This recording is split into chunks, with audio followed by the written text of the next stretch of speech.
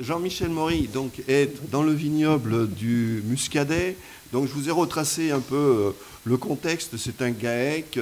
Il fait de l'arboriculture aussi. Donc, il est sur de la culture pérenne.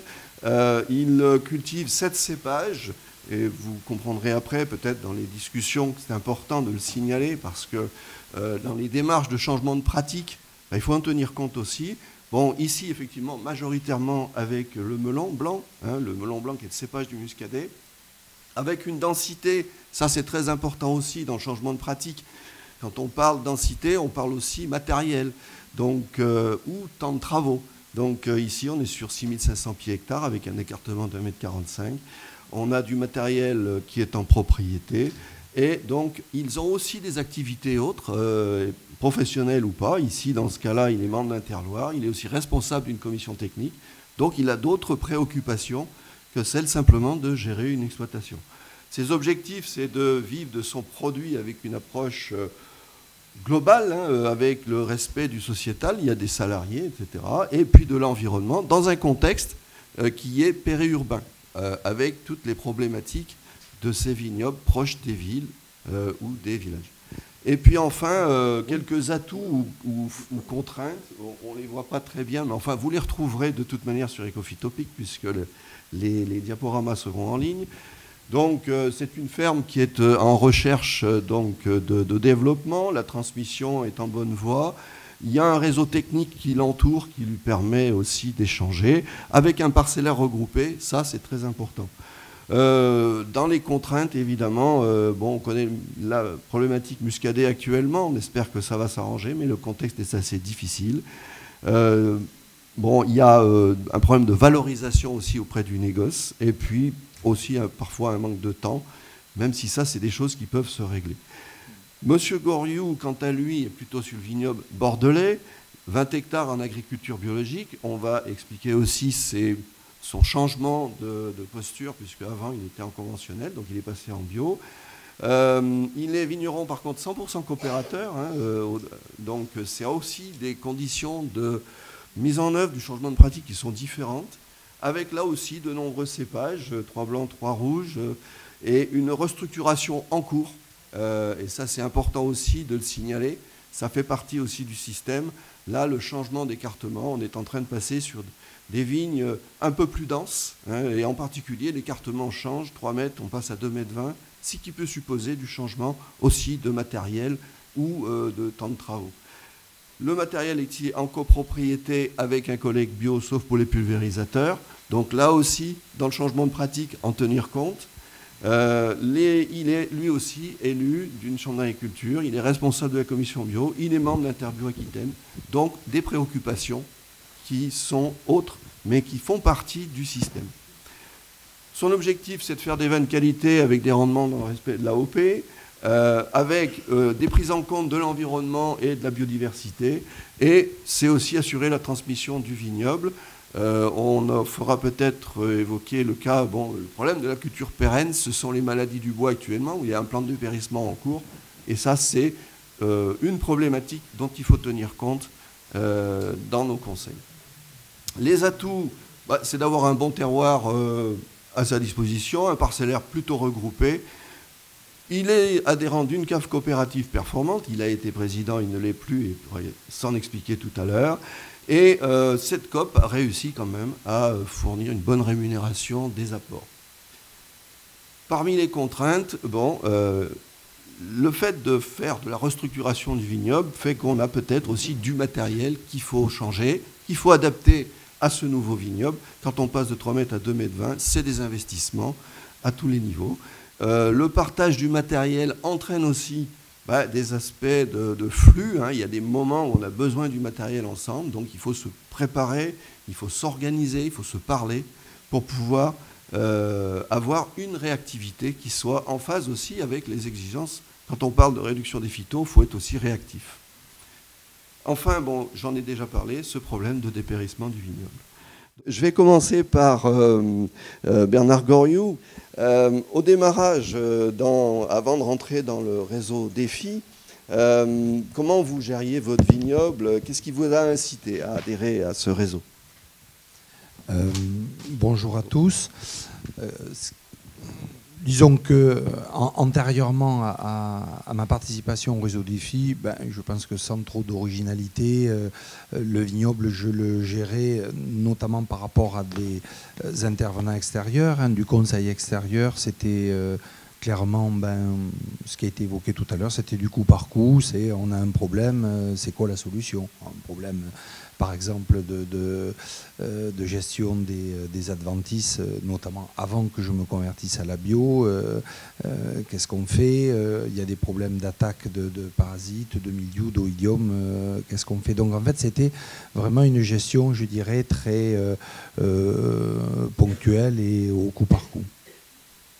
Vous aviez plusieurs conseillers. Qui est-ce qui vous conseillait de la distribution, la coopération, des conseillers privés? Comment ça se passait? Plutôt la distribution. Moi, je suis adhérent de longue date à une coopérative d'appro qui est très présente par chez nous. Et en fait, ayant de très bonnes relations avec le technicien, c'était plutôt lui qui me conseillait. D'accord. Et vous, par rapport à la petite scénette de tout à l'heure, vous retrouviez un petit peu peut-être des attitudes Oui. Oui. Surtout que, en plus, bon, si vous voulez, dans la relation avec le technicien, il y a aussi toute l'approche, je dirais, performance, on va dire, économique, qui est en général liée au rendement. Hein. Et donc là, c'était notamment pour la partie fertilisation, très clairement, moi, c'est un point qui a énormément changé sur mon exploitation. Et à ce moment-là, donc il y a déjà bientôt pas 10 ans, mais presque, hein, c'était effectivement ce conseil très très technique, je dirais, pour assurer des rendements, donc avec des apports de fertilisants chimiques. Et clairement, on ne portait pas le regard très très loin. Et alors donc, quand vous avez adhéré au réseau Défi, donc votre ingénieur réseau est venu vous voir, il vous a proposé non pas de répondre à des questions de type analytique, mais d'abord on va commencer par faire un diagnostic. Ouais. Alors diagnostic d'exploitation, vous en rappelez, hein, c'est assez vaste. Hein. C'est quoi votre projet de vie? C'est quoi? Qu'est-ce que vous voulez faire aussi? On allait au-delà simplement de votre métier premier de viticulteur. Alors comment vous l'avez pris ça? Vous étiez dans une période de changement à l'époque, je crois. Alors moi, disons que quand je suis rentré dans le réseau Défi, j'étais déjà pratiquement en fin de phase de conversion, hein, puisque j'ai démarré la conversion en 2009-2010 et j'ai intégré le réseau Défi en 2012 de mémoire. Et donc, bon, j'étais en fin de conversion, mais la fin de conversion, c'est pas la fin des problèmes ou des difficultés. Je dis pas que c'est là que ça commence, mais en tout cas, c'est vrai que j'étais encore dans une situation, je dirais, relativement fragile, hein. J'ai pas peur de dire ça, parce que c'est quand même très bouleversant de convertir un vignoble à la bio, enfin des cultures en général et la vigne en particulier. Et donc c'est vrai que j'ai trouvé cette approche très intéressante, parce que là, je dis pas tout d'un coup, mais en tout cas à ce moment-là, c'est clairement une vision, oui, d'abord plus élargie, plus complète, et où on mettait bien le doigt sur les interactions et finalement l'interdépendance de tout ce que l'on peut faire, de toutes les décisions que l'on peut prendre au fil des mois sur l'exploitation. D'accord, merci. Jean-Michel Maury, quel était à l'époque votre usage des pesticides et quelle était votre tolérance aux bioagresseurs est-ce qu'elle a évolué depuis? Bonjour à tous. On était déjà tolérants, puisque ce n'est pas une tache de mildiou qui nous perturbait tellement. Par contre, un souci permanent, c'est bien de conduire à terme une récolte, et une récolte qui puisse nous donner un revenu. Je pense qu'on a là un élément fort. Je crois que c'est ça qui nous guidait. Effectivement, auparavant, nous étions plus sur l'utilisation de recettes, mais là, on est à 20 ans déjà, ou 15 ans tout au moins. Et je crois que c'est mentionné là dans le contexte. On n'est pas en monoproduction. On est d'abord des vignerons, mais nous sommes aussi producteurs de pommes, et puis éventuellement accessoirement un peu de céréales. et puis en GAEC. Et donc, la confrontation, eh bien, on a l'habitude. Confrontation entre les personnes et confrontation entre les productions. Puisqu'il y a des moments, eh bien, il faut donner des priorités. Est-ce qu'on va, même si on va dire que dans le GAEC, chacun est un peu dédié à une tâche, et que quand on va sur l'autre outil, on fait le manœuvre, hein, en termes vulgaires. Mais quand même, il faut organiser de manière générale le fonctionnement. Et puis, il y a aussi la présence de salariés. Donc, tout ça, ça s'organise. Et vous avez changé quelques pratiques sur votre exploitation sur cette période, ou est-ce que vous avez conforté des pratiques que vous aviez déjà mis en place? Alors, on a conforté et mis en place de nouvelles. Puisque bon, on est un vieux vignoble Terravitis, quelque part pas loin de l'origine Terravitis dans le département. Et donc ça donne déjà des façons de faire. Et puis après, oui, effectivement, depuis 5 ans, on a changé des choses. On a changé les appareils de traitement. On a changé pour partie enfin pas toute la surface, mais une partie de la surface dédiée à la production des IGP. Aujourd'hui, on ne pente plus à 6500 pieds hectares, mais pour la petite histoire, à 4444, comme la Loire-Atlantique. Également, on utilise des racks pour partie par rapport aux insecticides. On fait de l'effeuillage en ayant supprimé totalement les antibotrytis. Et puis, je dois encore oublier quelque chose, sans doute. Donc, en termes d'organisation du travail, sur 23 hectares de pommiers, 60 hectares de vignes, etc., ça a pu changer des choses. Vous avez des salariés, donc comment ça se passe? Alors, les salariés, en gros, il y a des permanents et des saisonniers, puisqu'on est sur des productions très, très liées, enfin, avec beaucoup de saisonnalité. Moi, je vais sans doute décevoir et dire, parce qu'en fait, de perceptible de l'extérieur, non, c'est pas très visible. Puisqu'en fait, il n'y a pas... c'est pas blanc et noir, c'est pas du jour au lendemain. On est dans des évolutions, je vais dire plutôt lentes, mais réelles. Je pense que, enfin, moi, chez nous, c'est comme ça que ça se vit, en fait. Et puis, ce qu'on a fait en vigne, c'est aussi quelque chose qu'on a également un peu fait en arboriculture. Alors, on est uniquement producteur de pommes, hein. Puisqu'on est verger éco-responsable, donc on a aussi des habitudes de faire. Donc, après cette évolution-là, pour l'avenir, qu'est-ce que vous attendez d'un conseiller? Comment vous le percevriez maintenant? Qu'est-ce que vous lui demandez maintenant? Qu'est-ce qu'on demande? Je vais être obligé de regarder un peu mes notes, parce que j'ai quand même un peu... On ne va pas tricher, on a préparé, il ne faut pas rêver. Et j'ai peur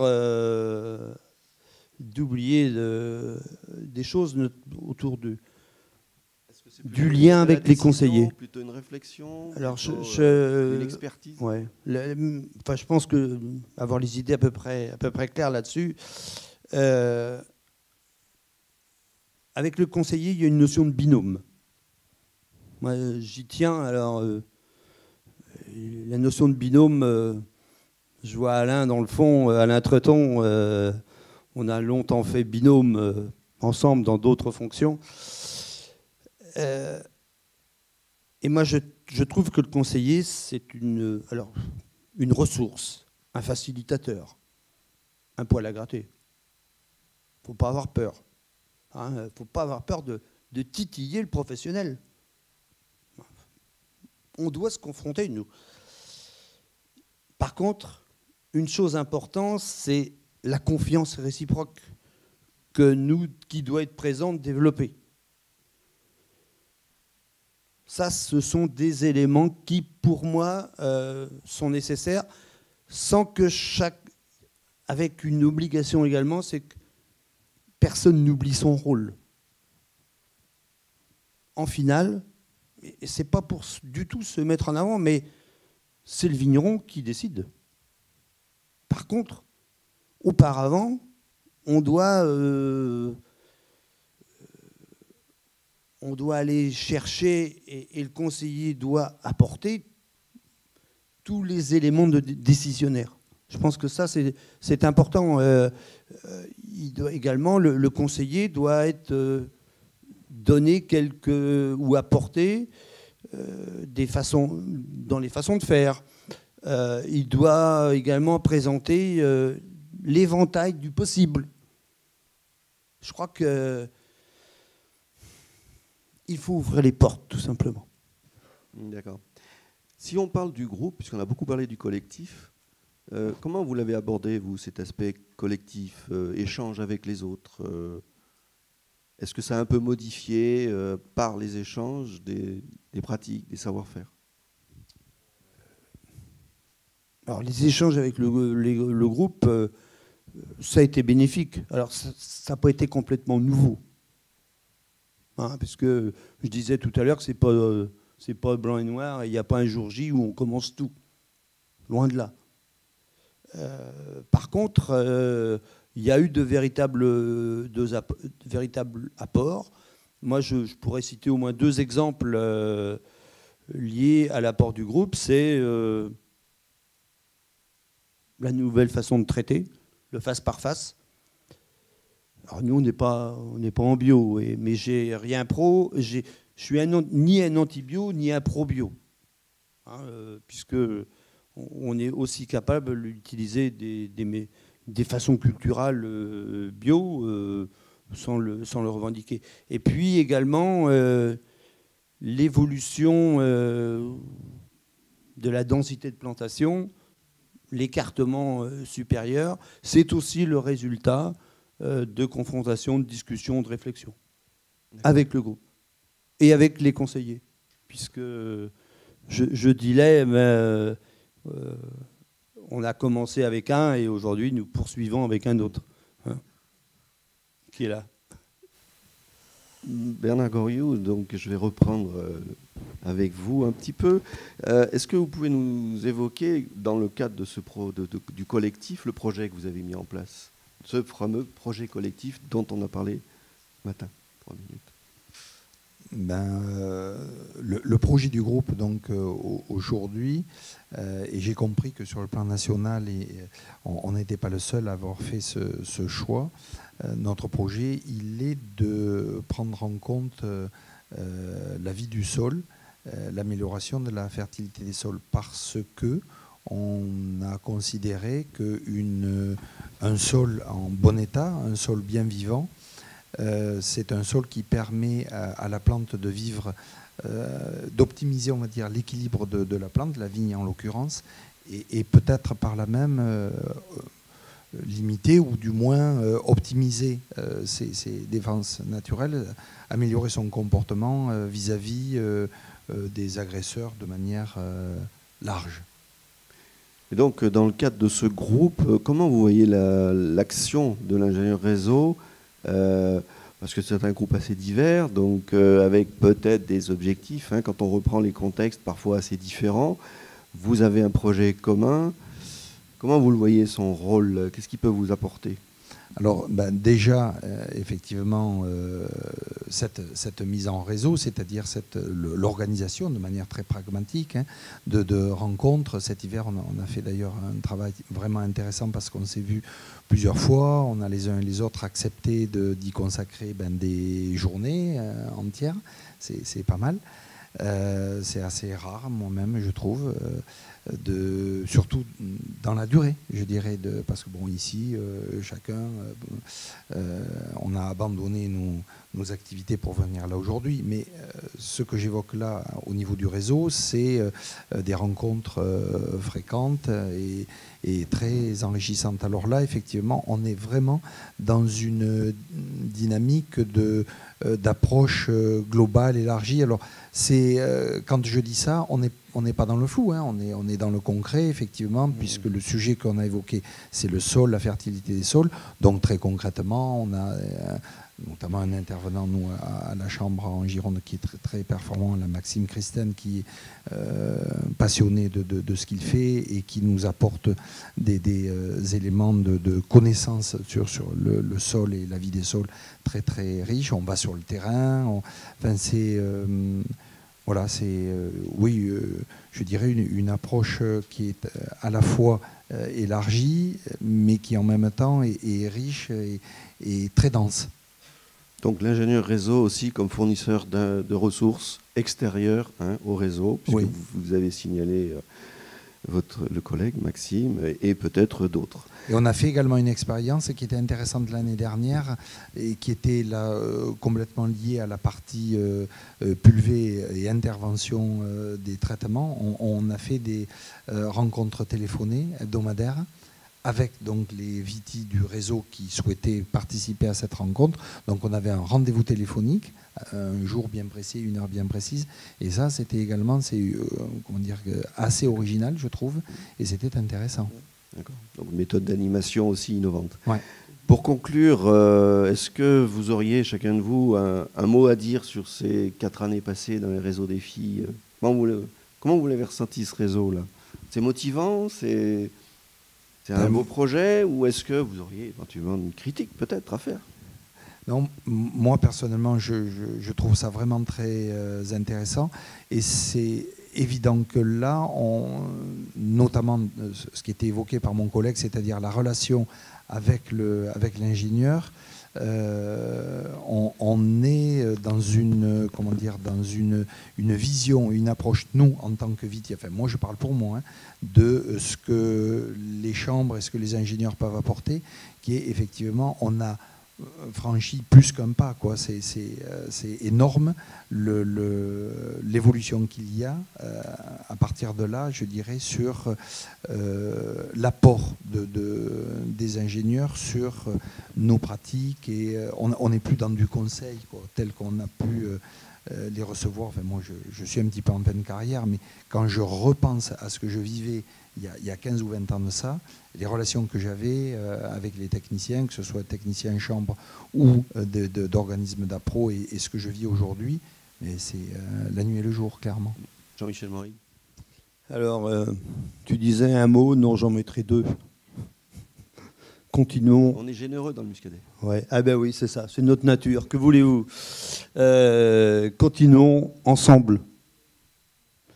Mais je développerai un tout petit peu. On va être pris par le car ce n'est jamais fini. Et puis personnellement, là je vais lire un peu. Volonté de continuer à avoir un outil performant, ancré dans un territoire. On est en périurbain. Créateur de valeur ajoutée, d'emploi, à l'écoute et en partie en réponse aux évolutions sociétales. Il est noté que transmission en bonne voie, effectivement, un fils doit nous rejoindre dans quelques mois. Et donc j'ai envie que cette 5e génération poursuive. Alors, je ne suis pas forcément attaché à un nom, à un lieu, mais si c'est possible, et si ça n'avait pas été lui, un autre, et dans une douzaine d'années, la transmission se posera à nouveau chez nous, eh bien, faisons en sorte, et vraiment tous ensemble, que cet outil-là existe toujours, et puis que ce qu'on a pu apporter dans le cadre du réseau défi, eh bien, il y a un vrai transfert vers les autres vignerons, vers les autres producteurs, parce que on est aussi des producteurs d'appellation ou d'IGP, enfin, principalement d'appellation pour nous. Et eh bien, derrière AOP, il y a une notion de marque collective, du collectif, et donc faisons vivre tout simplement ce collectif. Merci.